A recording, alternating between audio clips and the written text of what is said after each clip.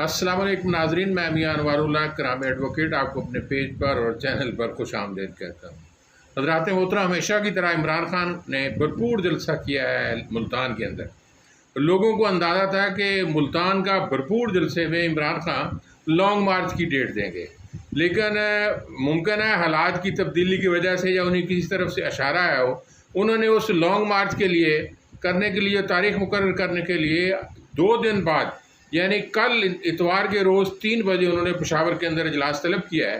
पेशावर के अंदर इजलास तलब करने के कई मफहूम हो सकते हैं। एक तो ये मफहूम हो सकता है पेशावर के अंदर तहरीक इंसाफ की हुकूमत है, लिहाजा वो तहरीक इंसाफ की हुकूमत के जलौ में इस्लामाबाद की तरफ मार्च करेंगे। उन पर यह भी खदशात लाक हैं कि उनको गिरफ़्तार कर लिया। मुख्तलिफ़ किस्म की अफवाहें मार्केट के अंदर मौजूद हैं। उसका एक इशारा आज शीरी मज़ारी की गिरफ़्तारी से हुआ है। ये अजब तमाशा है, जब भी हुकूमतें आती हैं कभी वो साफ़ियों के ख़िलाफ़ फ़ौजदारी मुकदमात कायम करती हैं, जिस तरह समी इब्राहिम के ख़िलाफ़ मुकदमा कायम किया, फिर अरशद शरीफ के ख़िलाफ़ भी माशाल्लाह मुकदमा कायम, यानी साफ़ियों को भी फ़ौजदारी मुकदमात में मुलव्वस किया जा रहा है।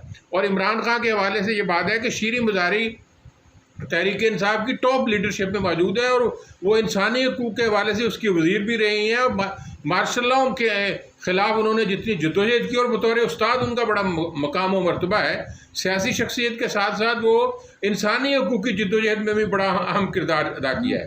आज उनकी बेटी ने भी प्रेस कॉन्फ्रेंस किया है, फवाद चौधरी भी मैदान में आए हैं और इस तरह बहुत से लोगों ने उस पर मजम्मत किया है कि ऐसी खातून को मर्द हजरात ने पंजाब एंटी करप्शन ने एक थाना कोसार की पुलिस से मिलकर उनको गिरफ़्तार किया है, उन पर तशद्दुद किया है। मैं समझता हूँ इस हवाले से मौजूदा हुकूमत का रिकॉर्ड है वो अपने आप को एक गंदा रिकॉर्ड साबित कर रहे हैं। स्याह धब्बे अपने चेहरे पर मल रहे हैं।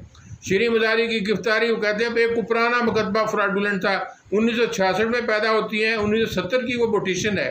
उसके बारे में अगर 6 साल का बच्चा अगर कोई तब्दीली कर सकता है तब तो उनका हक बनता है। फिर पंजाब की एंटी करप्शन को इतने सालों के बाद अब क्यों याद आया है कि शीरी मज़ारी जो है वो मुलज़मा है, उसको गिरफ़्तार, और फिर गिरफ़्तारी भी ख़वातीन की मौजूदगी में नहीं हुई, उन पर घर पर हमला किया गया, उन पर तशद्दुद किया गया और अब तक नामालूम है कि उनको कहाँ था। कुछ लोग कहते हैं कि डेरा गाज़ियाँ ले जाना है, कुछ लोग कहते हैं लाहौर ले जाना है।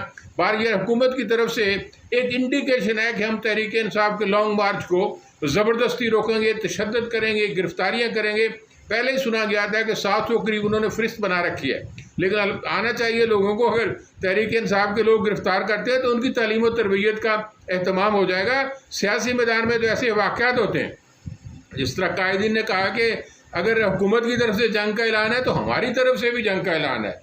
और फिर राना सनाउल्लाह ने जो अब एक और अहम बात जो हमारे यहाँ आमतौर पर आई जाए कि इमरान खान ने एक गुफ्तगू की है, एक जुमला मुतरज़ा बोला है, वो मुमकिन है गैर अखलाकी भी हो।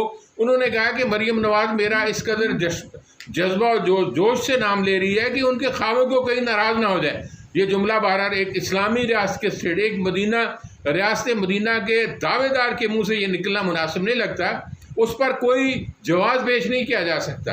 इसलिए कि अगर मरीम नवाज़ किसी पर एतराज़ करती है वो बराह रास्त सियासी एतराज़ होता है, वो करना चाहिए। और दूसरे मुखालफों की असूलों की बुनियाद पर पॉलिसियों का बाज़ औक़ात ज़ात को भी घसीट लेते हैं। जिस तरह राना सलाउल्लाह ने कहा था कि 60 साल नौजवान है, 5 बच्चों की वालदा है, अगर वो हनीमून बनाने की सलाहियत रखते हैं तो उनको मैं टिकट लेकर दी। इस तरह की बहुत सी बातें मरीम नवाज़ भी इमरान खान के बारे में बातें करती है, लेकिन ये बात उन सबसे अलग बात है। इसलिए कि एक रियासत मदीना का दावेदार और ये नौजवानों को ये पैगाम देने वाला फ़र्द या मुजाहिद जो कहता है कि नबी अकरम सल्लल्लाहु अलैहि वसल्लम हमारे आइडियल हैं, वो हमारे कायद हैं, हमें उनकी पैरवी करनी चाहिए। कुरान की तालीमात को कुरान को कॉलेजों में, यूनिवर्सिटी में फ़र्ज़ करार देता है, सीरत नबी को आइडियल करार देकर सीरत नबी के असबाब को दाखिल करता है। एक ऐसा फ़र्द को अगर गैर इरादी तौर पर और जज्बाती तौर पर उससे मुँह से निकल गया है तो उसकी कोई तावील नहीं की जा सकती, उसकी तावील उसको डिफेंड नहीं करना चाहिए, बल्कि इस्लामी रियासत के हवाले से उन्हें कहना चाहिए कि वाकई गलत बात हुई है, हम इस पर इमरान खान को बराह रास्त माजरत करनी चाहिए। माजरत करने से उनका कद काट में इजाफा होगा, उनको कोई परेशानी का सबब नहीं बना। और दूसरी बात है कि मौजूदा हुकूमत है वो देख रही है कि दोहा के अंदर IMF के साथ अगर हमारे मुज़ाकरात मुकम्मल हो जाते हैं तो ये मौजूदा हुकूमत को बरकरार रखेंगे। अगर IMF के साथ मुज़ाकरात इनके मुकम्मल नहीं होते, यानी तसल्ली बख्श मुज़ाकरात नहीं होते, तो फिर नवाज़ शरीफ ने भी इंदिया दिया है, मरीम नवाज़ ने भी इंदिया है कि हम साबका हुकूमत का बोझ उठाने के लिए तैयार हैं। हालांकि साबका हुकूमत का दावा यह है, इमरान हुकूमत का, कि हमारा जो GDP ग्रोथ है, सालाना पैदावार में इजाफा, वो 5.7 हुआ है, ये 6% हुआ है। यानी हम तरक्की की शरह हमारे दौर के अंदर बढ़ी है, रिमिटेंस बढ़ी हैं, उसके बाद जो एक्सपोर्ट है उसमें इजाफा हुआ है, इंपोर्ट पे कट किया गया है, लेकिन मौजूदा हुकूमत ने भी इंपोर्ट पे कट किया है। तो ये यानी यूँ समझ लो कि मुतज़ब्ज़ब या मुतरद्दिद हालत में मौजूदा हुकूमत है। और फिर राना सनाउल्लाह ने कहा कि हमारे तो हाथ पाँव बांध दिए गए, इस्टेब्लिशमेंट यानी वो जो इंतकामी कार्रवाइयाँ मौजूदा हुकूमत करनी चाहती है उसको किसी ने रोका है। और फिर ये भी आम मार्केट के अंदर अफवाहें मौजूद हैं कि आर्मी चीफ ने मुख्तलिफ इकानोमिस्ट को बुलाकर आइंदा के लिए एक नया वज़ीर आज़म केयर टेकर बना रहे हैं। भाई केयर टेकर वज़ीर आज़म मईशतदान को ज़रूरी तो नहीं होता, वो मीटिंग इसलिए कर रहे हैं कि पाकिस्तान की फ़ौज भी पाकिस्तान का एक बड़ा मौजूद अदारा है, उनको भी पाकिस्तान की मईशत के बारे में बहुत परेशानी है, जिस तरह बाकी इदारों को परेशानी है। उस पर अगर सलाह मशवरा आर्मी चीफ देता है या लेता है लोगों से कि इन मसाइल का क्या हल है, तो वो मुनासिब बात है। सारे आइनी इदारों को इस बात का, सुप्रीम कोर्ट भी परेशान होगी, पाकिस्तान की मुसल्लह अफवाज भी परेशान होगी, हमारे मुल्क के इकानमिस्ट भी परेशान होंगे, हर मुल्क के हर शहरी को परेशानी है कि पाकिस्तान के अंदर महंगाई का तूफ़ान आ रहा है, डॉलर जो है वो तरक्की करके बुलंदियों की तरफ जा रहा है, जो हमारा रुपया नीचे गिर रहा है, महंगाई का तूफ़ान आने वाला है, मज़ीद तूफ़ान आ सकता है, इसलिए सबको परेशान। उसमें कोई केयर टेकर हुकूमत बनाने का सबब मुझे नज़र नहीं आता कि वहाँ आर्मी चीफ ने कोई केयर टेकर हुकूमत बनानी हो। लेकिन इसके लिए एक बात, अहम बात है, जो पहले भी मैं बार बार बात कर चुका हूँ कि पाकिस्तान के वो शदीद मसाइल हैं जो हम लोग कहते हैं कि हम डिफ़ाल्ट के करीब हैं, बल्कि अमलन तो हम डिफ़ाल्ट हो चुके हैं। उसके लिए ज़रूरी है कि कोई आलातर फोरम हो।